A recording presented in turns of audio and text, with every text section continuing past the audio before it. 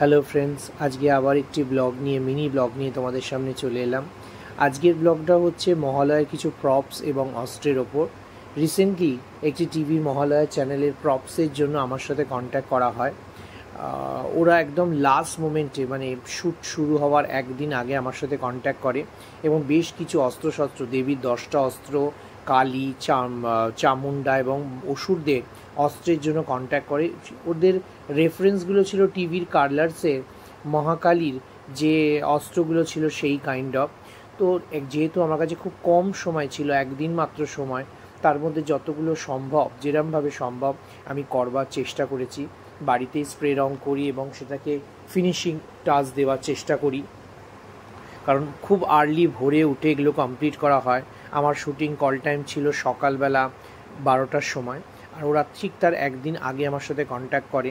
তো একদিনের মধ্যে যতগুলো সম্ভব, যেরমভাবে সম্ভব আমি কন্ট্যাক্ট করি। অসুরের হাতের এই অস্ত্রগুলো এবং দেবীর হাতের এই অস্ত্রগুলো আমারই তৈরি করা। এছাড়াও পিতলের অস্ত্র এবং অন্যান্য অস্ত্রগুলো দিই, কিন্তু এই যুদ্ধের অস্ত্রগুলো সবটাই আমার হাতে, নিজের হাতে তৈরি। কাজ যেগুলো যতটা সম্ভব আমি করেছি, করবার চেষ্টা করেছি রেফারেন্স দেখে।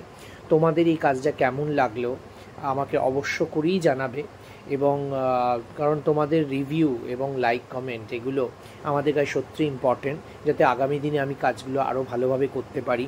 কোথায় কি খামতি আছে সেটাও জানিও, কোথাও ভুলভ্রান্তি থাকলে সেটাও জানাবে, সেগুলোকে নেক্সট টাইমে শুধরে নেব। আমি তো ড্রেস এবং জুয়েলারি হায়ারিংয়ে ছিলামই, স্টাইলিংয়ে ছিলামই। প্রপস মেকিংয়েও একটু একটু করে আস্তে আস্তে ঢুকছি, সেট আপ এবং প্রপস মেকিং চেষ্টা করছি।